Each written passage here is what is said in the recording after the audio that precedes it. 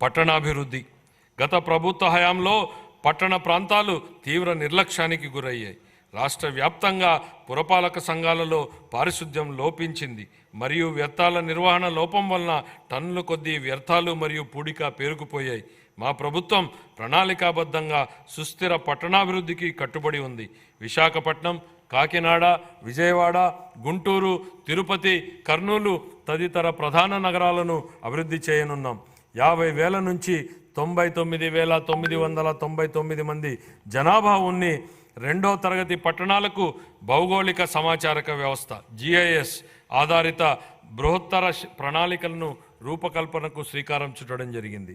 అమృత్ 2 కింద జలవనరుల పునరుద్ధరణ, మురుగునీటిని శుద్ధి చేసి తిరిగి వినియోగించుకోవడం, వర్షపు నీటి సంరక్షణతో పాటు ప్రజలందరికీ సురక్షిత నీటిని సరఫరా చేయాలని మా ప్రభుత్వం భావిస్తోంది. అన్ని పట్టణ ప్రాంతాలలో పట్టణ మౌలిక సదుపాయాలు మరియు అత్యవసర సేవలకు సేవా స్థాయి ప్రమాణాలను సాధించడానికి ప్రణాళికలు రూపొందించబడ్డాయి. 5 ఏళ్లుగా కనుమరుగైన రాష్ట్ర కళల రాజధాని అమరావతి నేడు రూపుదిద్దుకుంటోంది. ప్రపంచ స్థాయిలోనే అత్యుత్తమ మౌలిక సదుపాయాలు, పెట్టుబడులు మరియు ఉద్యోగాలకు ప్రపంచ స్థాయి గమ్యస్థానంగా అమరావతి మారబోతోంది. అత్యంత నివాసయోగ్యమైన, సమర్థవంతమైన మరియు సుస్థిరమైన హరిత నగరంగా అమరావతిని తీర్చిదిద్దేందుకు మా ప్రభుత్వ ప్రణాళికలు దోహదపడ్డాయి. రాజధాని నగరంలో మౌలిక సదుపాయాలు అభివృద్ధి చేయడానికి మా ప్రభుత్వం కేంద్ర ప్రభుత్వం ద్వారా బహుళ పాక్షిక నిధుల సంస్థల నుండి 15,000 కోట్ల రూపాయల నిధులను పొందడం జరిగింది. పట్టణ ప్రాంతంలో నివసిస్తున్న నిరుపేదలకు సరసమైన ధరలకు ఆహారాన్ని అందించడంతో మా ప్రభుత్వం మొత్తం 123 పట్టణ ప్రాంతాల పరిధిలో 204 అన్నా క్యాంటీన్లను ఏర్పాటు చేయడం జరిగింది. గ్రామీణ ప్రాంతాల్లో కూడా 158 అన్నా క్యాంటీన్లను ఏర్పాటు చేయడానికి ప్రణాళికలు సిద్ధం చేయడం జరిగింది. 2024-25 ఆర్థిక సంవత్సరానికి పురపాలక పట్టణాభివృద్ధి శాఖకు 11,490 కోట్ల రూపాయల కేటాయింపును ప్రతిపాదిస్తున్నాను. గృహ నిర్మాణం 2029 నాటికి అందరూ ఇళ్లు నిర్మించి ఇవ్వాలన్న మా ప్రభుత్వం కృతనిశ్చయంతో ఉంది. ప్రధానమంత్రి ఆవాస్ యోజన, NTR నగరాలు పథకం కింద ఆర్థికంగా వెనుకబడిన వర్గాలకు 25 లక్షల ఇళ్ల పట్టాలు ఇవ్వాలని లక్ష్యంగా పెట్టుకోవడం జరిగింది. ఈ నిర్ణయం ఆర్థికంగా వెనుకబడిన వర్గాల సంక్షేమ కార్యక్రమానే కాకుండా రాష్ట్ర ఆర్థిక కార్యకలాపాలకు కూడా ఊతమిస్తోంది.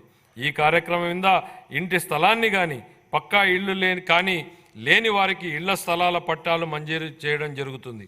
ప్రధానమంత్రి ఆవాస్ యోజన కింద 6.9 లక్షల ఇళ్ళు, ప్రధానమంత్రి ఆవాస్ యోజన కింద 1.79 లక్షల గ్రామీణ ఇళ్లను పూర్తి చేయాలని ప్రతిపాదించడం జరిగింది.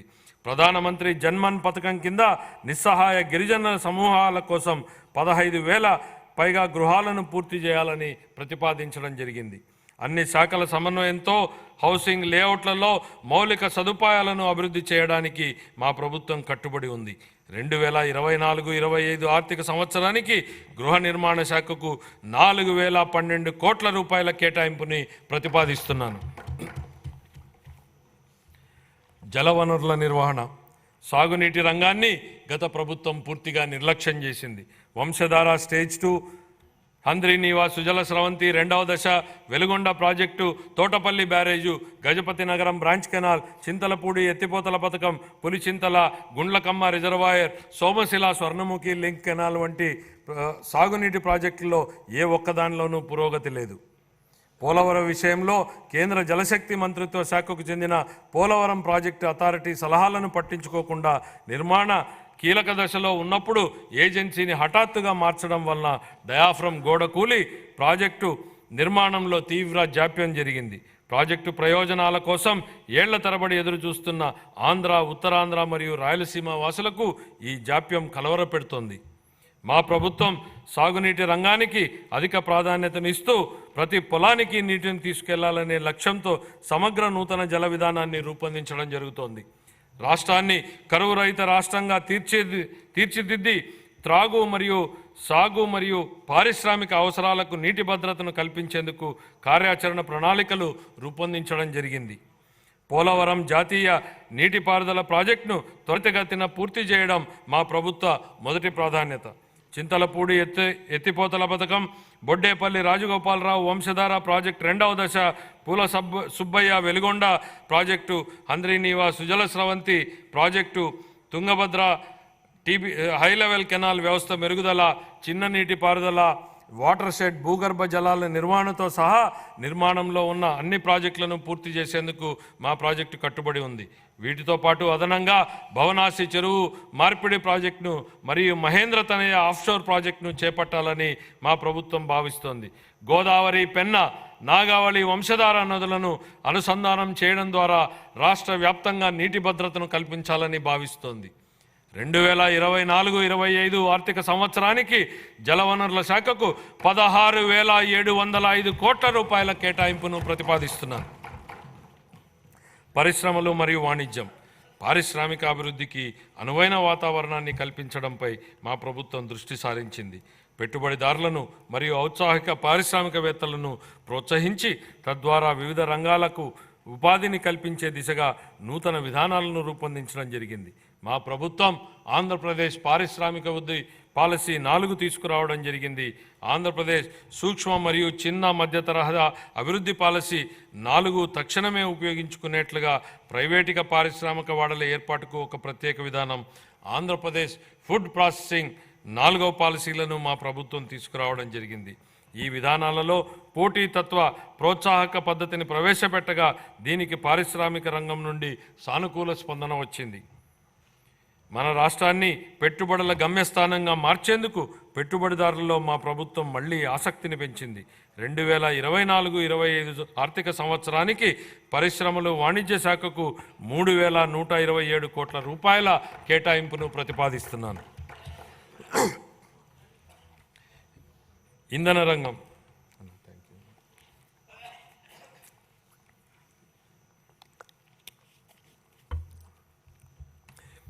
గత ప్రభుత్వ విధ్వంస చర్యల ఫలితంగానే ఇంధన రంగం నాశనమైంది. గత ప్రభుత్వం ప్రమాణ స్వీకారోత్సవ వేదిక నుండే విద్యుత్ కొనుగోలు ఒప్పందాలను రద్దు చేస్తున్నట్లు ప్రకటించడం ద్వారా ఈ విధ్వంసం ప్రారంభమైంది. ఈ చర్య రాష్ట్ర ఇంధన రంగ పునాదులను కదిలించింది. అంతేకాక ఇంధన రంగ విస్తరణ ప్రణాళికలను విచ్ఛిన్నం చేయడం ద్వారా విద్యుత్ కొరతకు కారణమయ్యింది. తత్ఫలితంగా అధిక ధరలతో విద్యుత్తును కొనుగోలు చేయాల్సి వచ్చింది. అంతిమంగా గత ప్రభుత్వాల తప్పిదాల వల్ల నేడు వినియోగదారులకు ట్రూ అప్ ఛార్జీల పేరుతో విద్యుత్ కోసం అధిక ధరకు చెల్లించాల్సి వస్తోంది. ఈ నష్టాన్ని పూడ్చడానికి వినియోగదారులకు తక్కువ ఖర్చుతో వారంలో అన్ని రోజులు 24 గంటల పాటు నిరంతరాయమైన నాణ్యమైన విద్యుత్తును సరఫరా చేయడానికి మా ప్రభుత్వం కట్టుబడి ఉంది.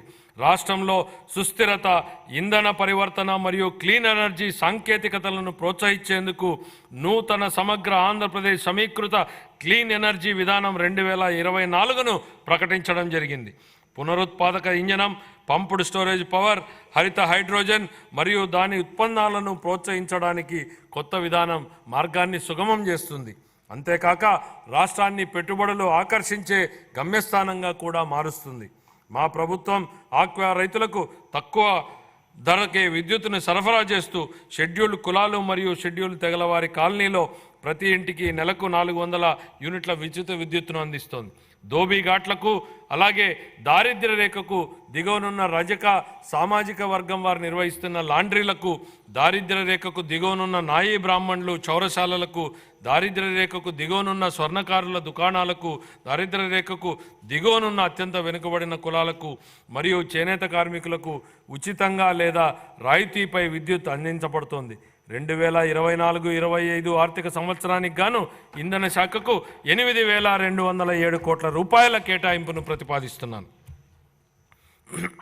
రవాణా మరియు రోడ్లు మరియు భవనాలు, రహదారుల నిర్వహణ మరియు మరమ్మతుల విషయంలో గత పాలకులు నిర్లక్ష్యం వహించడంతో పాటు రాష్ట్రంలో రహదారుల కంటే గుంతలే ఎక్కువగా ఉన్నాయి. ఏళ్ల తరబడి నడుస్తున్న మౌలిక సదుపాయాల పురోగతికి విఘాతం కలిగింది. ఒకప్పుడు 2019 నాటికి నాణ్యమైన రహదారుల అనుసంధానం ఉన్న రాష్ట్రం 2024 నాటికి గుంతలమైన గుంతలమయమైన రహదారులతో సతమతమవుతోంది. సంక్రాంతి నాటికి రాష్ట్రంలో అన్ని రహదారులు గుంతలు లేకుండా ఉండాలనే లక్ష్యంతో మన గౌరవ ముఖ్యమంత్రి గారు గుంతలు లేని రహదారుల ఆంధ్రప్రదేశ్ అనే మిషన్కు శ్రీకారం చుట్టారు. వీటి పునర్నిర్మాణ ప్రయత్నాలు జరుగుతున్నాయి. అనుసంధానతను మరింత బలోపేతం చేయడానికి గతిశక్తి కార్యక్రమానికి అనుగుణంగా రాష్ట్ర రహదారి మౌలిక సదుపాయాలను జాతీయ గ్రిడ్తో మా ప్రభుత్వం అనుసంధానం చేస్తోంది. Amaravati outer ring road project గత ప్రభుత్వ హయాంలో నిలిచిపోయింది. 189 కిలోమీటర్ల పొడవైన Amaravati outer ring road express way పునరుద్ధరణకు కేంద్ర ప్రభుత్వం ఆమోదం తెలిపింది. ఈ ప్రాజెక్టు రాజధానిని రాష్ట్రంలో ఇతర ప్రాంతాలతో అనుసంధానం చేస్తుంది. ఈ ప్రాజెక్టు మన రాష్ట్రంలో ప్రాంతీయ అనుసంధానతను మరియు ఆర్థికాభివృద్ధిని పెంపొందిస్తుంది. మన రాష్ట్రంలో 687 కిలోమీటర్ల మేర 6 వరుసల జాతీయ రహదారి ప్రాజెక్టు పనులను ఎంతో పురోగతిలో ఉన్నాయి. వీటిలో బెంగళూరు కడప విజయవాడ, రాయపూర్ విశాఖపట్నం, చిత్తూరు తాడ్చూరు, రేణిగుంట నాయుడుపేట, విజయవాడ పశ్చిమ బైపాస్, నాయుడుపేట తూర్పు కనుపూరు వంటి ముఖ్యమైన రహదారులు ఉన్నాయి. వీటితో పాటు 4 వరుసల జాతీయ రహదారులైన హైదరాబాద్ విశాఖపట్నం, బెంగళూరు చెన్నై ఎక్స్ప్రెస్ రహదారుల్లో 165 కిలోమీటర్ల మేర పనులు పురోగతిలో ఉన్నాయి.